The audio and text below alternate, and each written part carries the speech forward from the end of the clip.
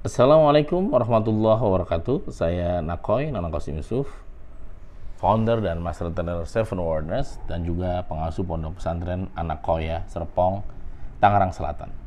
Apa kabar orang tua dimanapun Anda berada? Kesempatan yang baik ini saya ingin berbagi tentang Seven Awareness of Excellent Parenting, sebuah buku yang saya tulis bersama istri saya, Dewi Umroni Yusuf.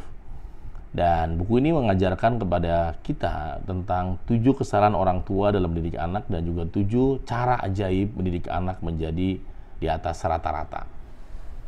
Baik, kita akan mulai dengan bagaimana kesalahan orang tua yang seringkali dianggap biasa, bahkan diwajarkan, dilumrahkan, dan itu menjadi sebuah alasan yang seringkali dianggap normal. Di dalam buku Seven Awareness of Excellent Parenting, salah satu kesalahan orang tua yang sama dan diulang-ulang, salah satunya adalah bermuka masam ketika sedang masalah dan ketemu dengan anak-anak di rumah. Hati-hati bahwa kita nggak bisa lepas dari masalah, kita nggak bisa lepas dari beban hidup selama kita ada di dunia ini. Tetapi kalau Anda orang tua yang bijak, Anda orang tua yang telah menemukan 1-minute awareness, Anda orang tua yang telah menemukan titik kesadaran, maka Anda bisa manajemen stres Anda sendiri. Salah satu cara yang paling menarik adalah mendapatkan nutrisi jiwa Anda dari anak-anak. Tidak kebetulan Anda memiliki seorang putra, tidak kebetulan Anda memiliki seorang putri, tidak kebetulan Anda punya anak kembar, Anda punya anak laki-laki di antara kakak-kakaknya yang perempuan, Anda punya anak tertua laki-laki di antara adiknya perempuan, atau enggak kebetulan anak yang tengah adalah perempuan di antara laki-laki yang banyak. Tidak ada namanya kebetulan. Saya percaya bahwa anak-anak dihadirkan oleh Allah dalam kehidupan Anda menjadi hiburan termahal dalam hidup Anda. Bayangkan, hiburan termahal yang Anda miliki hari ini, kalau Anda lihat atau kita semua pandangi atau lihat, nggak jauh dari handphone. Gadget atau handphone adalah alat yang paling disukai oleh semua orang, termasuk orang tua. Mau tidur, selesai tidur, bahkan ada yang mau mandi juga membawa handphone. Handphone lebih disayang dibandingkan anak-anak. Bahkan ada satu cerita menarik di India, ketika seorang anak ditanya pengen menjadi apa, dia mengatakan pengen menjadi smartphone atau handphone. Gurunya bingung, kenapa dia minta jadi smartphone, bukan jadi dokter, insinyur, pilot, guru. Dan dia menjawab, karena ibuku lebih sayang smartphone daripada aku. Setiap handphone jatuh, ibuku bisa marah, tapi ketika aku jatuh, aku biasa aja. Ketika handphone sudah mau mati, langsung di charger. Tapi ibuku nggak nanya aku sudah makan atau belum. Ketika tidur, handphone di samping ibuku, smartphone. Sementara aku di kamar yang sebelah. Dan aku yang menjadi seperti smartphone. Bayangkan anak-anak kecil di India cemburu kepada smartphone karena smartphone ternyata lebih dekat dengan ibunya. Ini sebuah kritik sosial kepada orang tua bahwa menggunakan handphone secara wajar, secara bijak.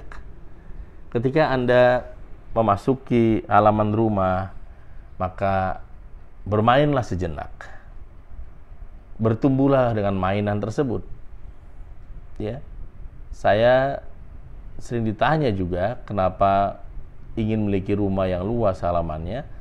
Salah satu alasan yang sering saya sampaikan adalah karena saya ingin rumah menjadi tempat mainan buat anak-anak saya.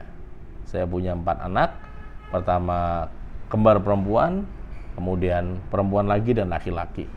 Dan semua anak-anak saya bermain di halaman rumah seperti layaknya waktu saya di kampung, yang berlari, bermain, petak umpet, begitu nikmatnya.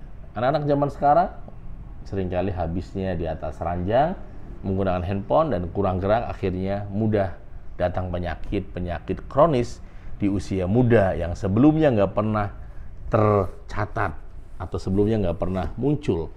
Sahabat-sahabat yang hebat. Jadi teman-teman yang luar biasa, oleh karena itulah hati-hati ketika kita masuk ke area rumah, pastikan rumah itulah zona happiness, zona bahagia.